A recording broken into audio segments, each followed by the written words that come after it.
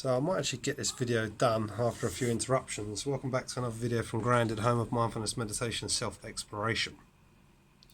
So today I wanted to talk about external focus versus internal focus and the difference between the two, how that's reflected externally, how the reality matches that up.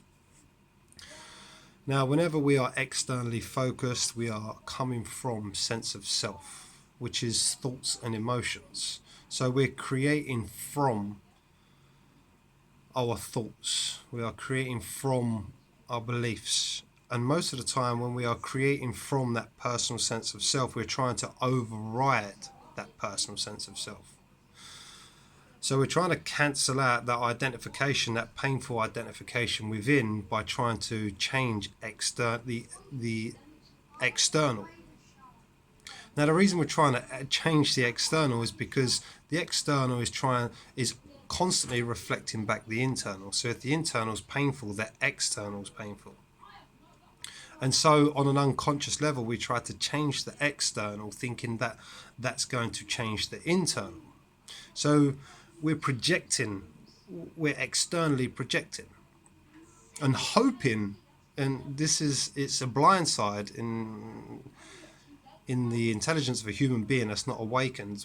It's a blind side because we're trying to externally change that which internally created the external. Now you can see why that's mad. It's expecting a different outcome from the same place that created the original outcome. Now let me give you an example of this. Say for instance, because whenever we're trying to manipulate externally or projecting onto, we are tainting that which we project outwards. So if we're coming from a place of lack and we're trying to create abundance, you see it's that very core belief of lack that you're trying to override by that external focus of trying to change something externally. So you're trying to override that belief by trying to create something externally. So if you're coming from a place of lack, and let's say you're trying to create a business or something to bring in some more abundance, now you might have a successful business, and financially this financial problem might disappear, but then that lack will show up somewhere else, whether that be in a relationship, whether that be in friendship, whether that be in your ability to have harmony with that external reality. So whenever we're creating from self, we're always projecting away, and whenever we're projecting away, we're generally 99.9% of the time we're generally projecting outwards to override the internal beliefs, the internal pain which we're trying to cancel out externally. So you can see how this is madness. This is kind of expecting a different outcome from the same perspective that created the original outcome. And again, we're externally focused. And then when we're externally focused, we're constantly battling ourselves, because it's ourself that has created the external reality. So that's what happens when we're coming from sense of self, we're externally focused, and life is a struggle because we are battling ourselves, because the external is a reflection of the internal. Now, when we are internally focused, I really want to touch upon knowledge, true knowledge. Now, true knowledge does not come through as thinking and emotion. True knowledge is not something you think about. True knowledge is innate within your being. And it's when you tap true knowledge that you know where your external, where reality is heading to. You know where your life is heading to. You know it on a much deeper level. It's not something you need to think about. It's not something you need to emotionalize. It's not something you need to put out externally. You know within your being. This is when you've really tapped being, when you've really tapped essence, when you've really tapped source, and you're giving up this this ego, which I like to call sense of self, when you're giving up your thoughts, when you're giving up your emotions, and you're becoming more and more still, more and more conscious, you begin to have access to your conscious stream, the intelligence that you are.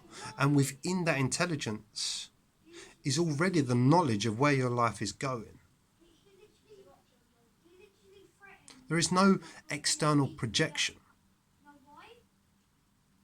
And you're not externally projecting because you're internally focused in knowledge.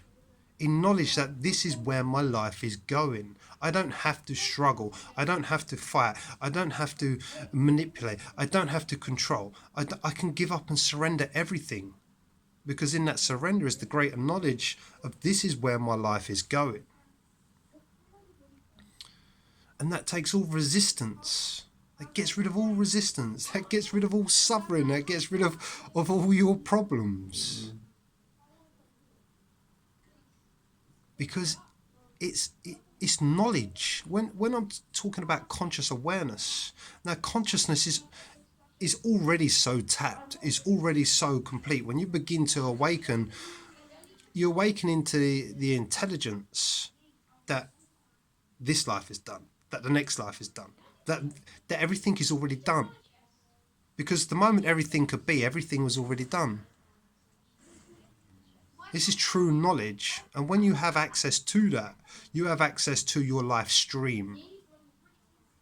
You have intelligence to where your life is heading. And in that, knowing where your life is heading, in true knowledge, there's a surrender to what you're seeing externally at the moment, which was shaped and created by your sense of self. So as you begin to give up sense of self, and you become more still, more purified in your being, more presence arising, more I am awareness of the I am, you're entering into your own stream of true intelligence.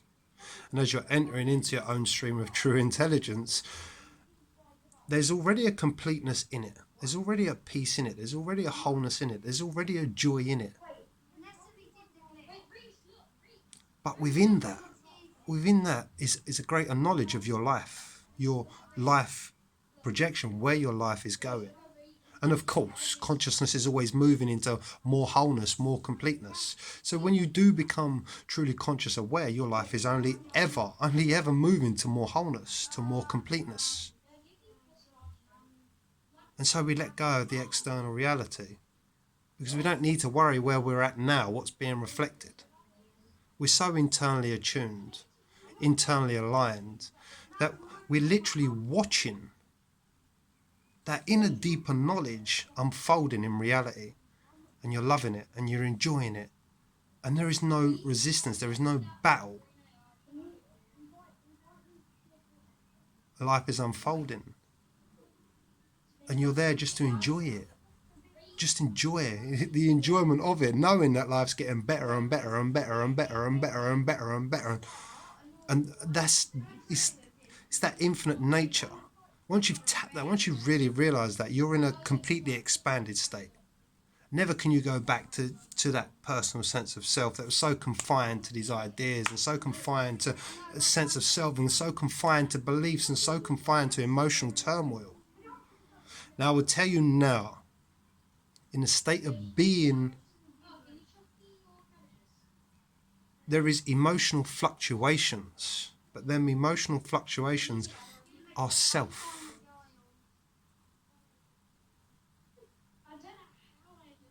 True being is not affected by emotional turbulence. You cannot have emotional turbulence without thought, because these are the two that work together. Consciousness is beyond all of that. And it's not dependent on thought. It's not dependent on emotion. In fact, emotion is only that which you've interpreted the body's reaction, the body's chemical responses to stimulus in the environment. And then we're building sense of self around that. Well, consciousness is beyond that. Consciousness is beyond all emotion. Consciousness is beyond all thought. It's beyond. And when you're having true knowledge, it doesn't come through as thought. It doesn't come through as emotion. It comes through in varying degrees of intensity of love and truth. So if you really want utter joy in your life, if you really want just sweet contentment, then let go of the self and be with what remains, a constant state of infinity. And the more you tap infinity, the more you realize infinity, the more you become infinity, the more access you have to true knowledge. Till next one, much love.